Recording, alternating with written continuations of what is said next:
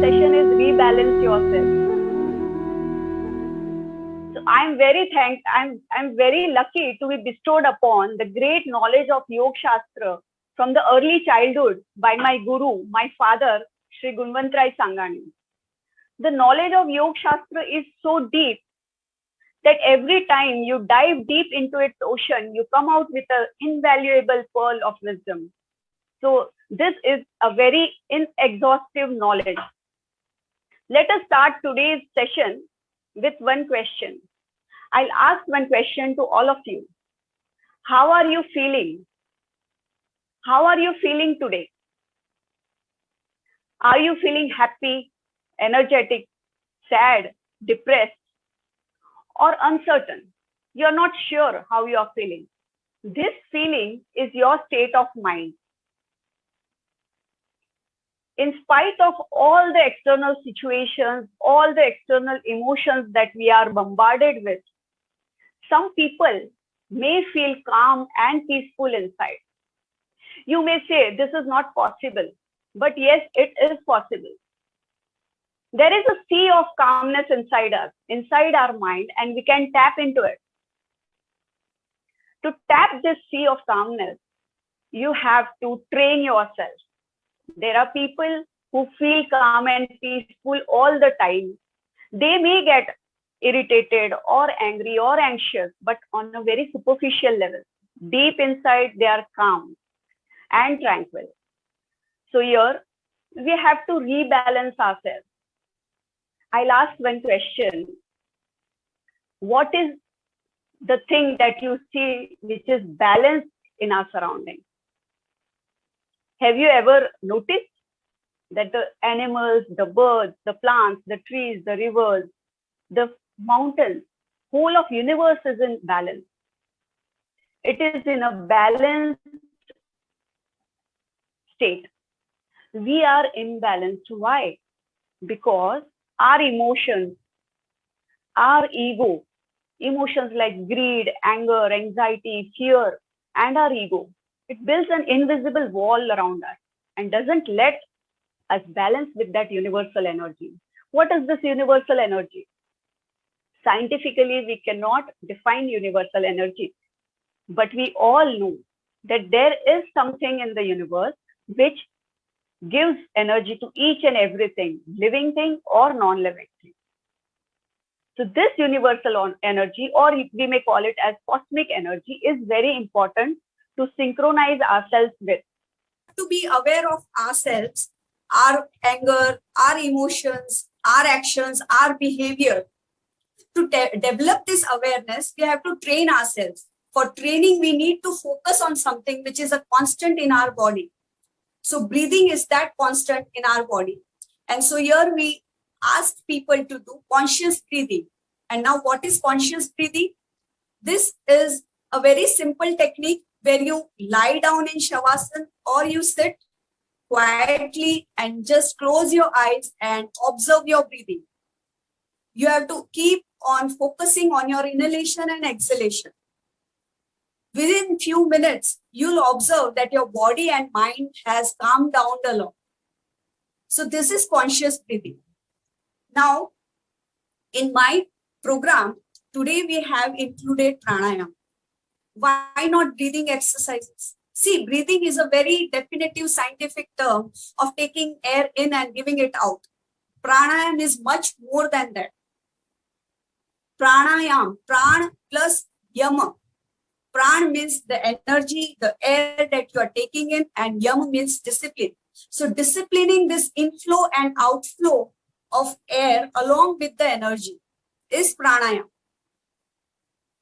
Here, we are not only taking oxygen or air inside. We are always taking that vital energy, that universal energy inside our being along with the air.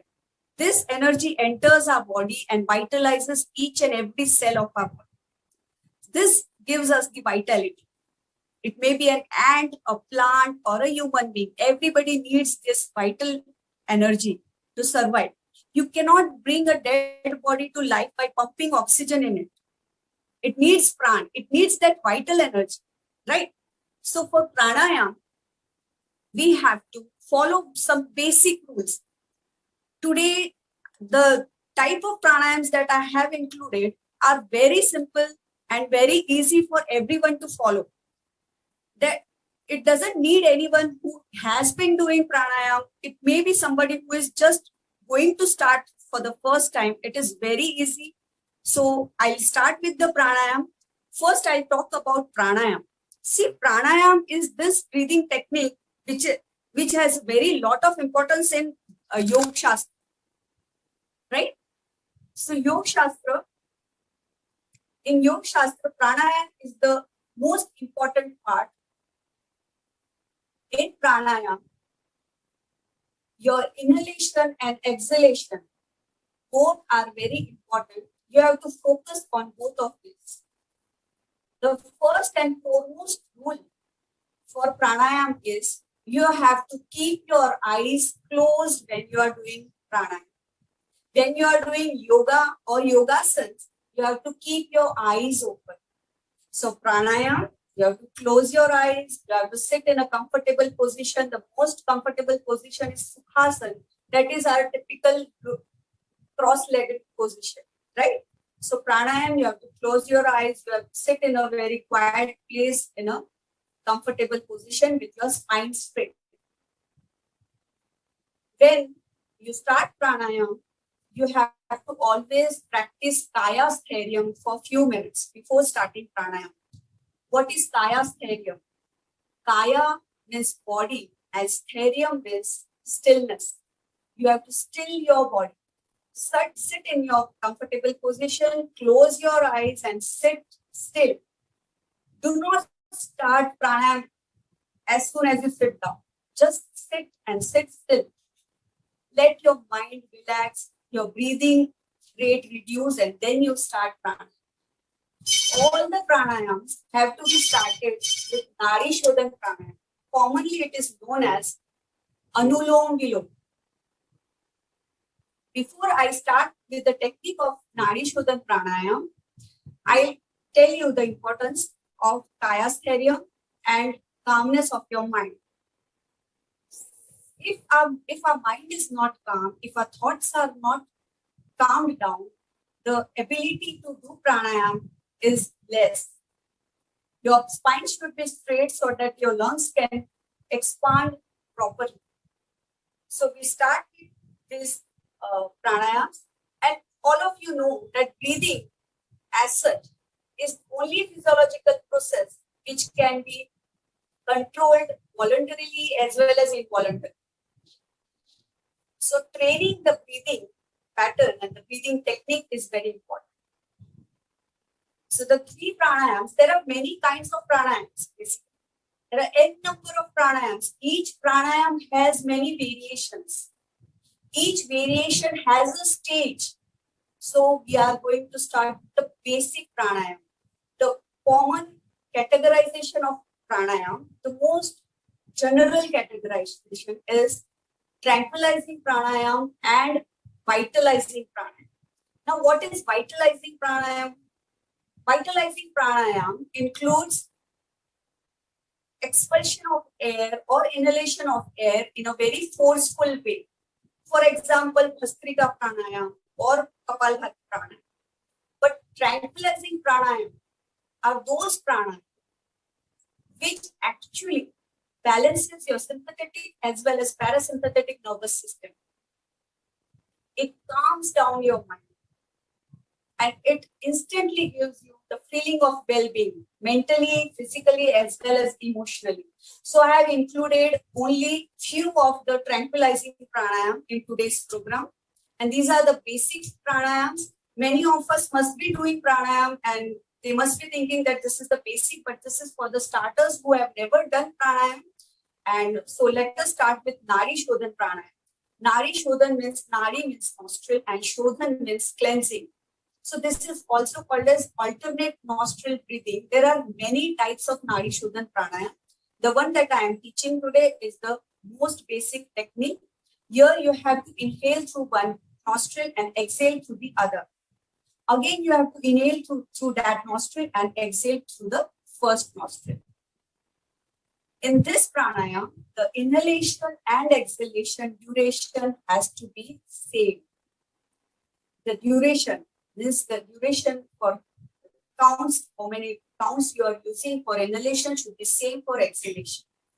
So it has to be always started with the left nostril. Inhale through the left nostril first. Whoever is already doing pranayam or yogasans, they should always start with Nadi Shodhan pranayam and then they can carry on with the other pranayams. So in Nadi Shodhan pranayam, you need to close your nostrils. There are two ways of closing your nostrils. One is the Nasigagra Mudra, where you rest these two fingers between your eyebrows. You close your nostril, right nostril with the thumb and your left nostril with the ring finger. But this is not very easy for everyone to follow. The easiest way is to fold the middle two fingers of your hand. Now you can use the thumb to close your right nostril and the ring finger for the left nostril. This becomes very easy, right? And if you are not comfortable with this position of the hand, you can support your hand with the left hand. Okay. So here I will inhale through the left nostril, exhale through the right nostril, inhale through the right nostril and exhale through the left nostril. This will be one round of Nadi Shodhan pranayama. So let us start. All of us, please sit down on the floor. It will be more comfortable, and we can start. So we'll start with Nadi Shodhan pranayama.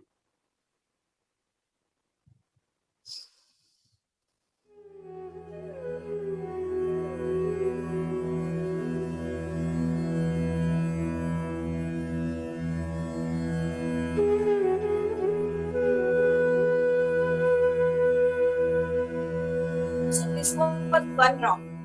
You have to do such 5 to 10 rounds of Nadi Shodhan pranayama. In Nadi Shodhan pranayama, you will instantly feel calmness of mind, clarity of thoughts. You have to start with 3 counts of inhalation and 3 counts of exhalation. So how do you count when you are inhaling? There are 2 options. Either you chant Om, Om, Om while inhaling and exhaling. So you have equal counts on both the sides, or you can count with your fingers this way, right? So I'll show you how to do it.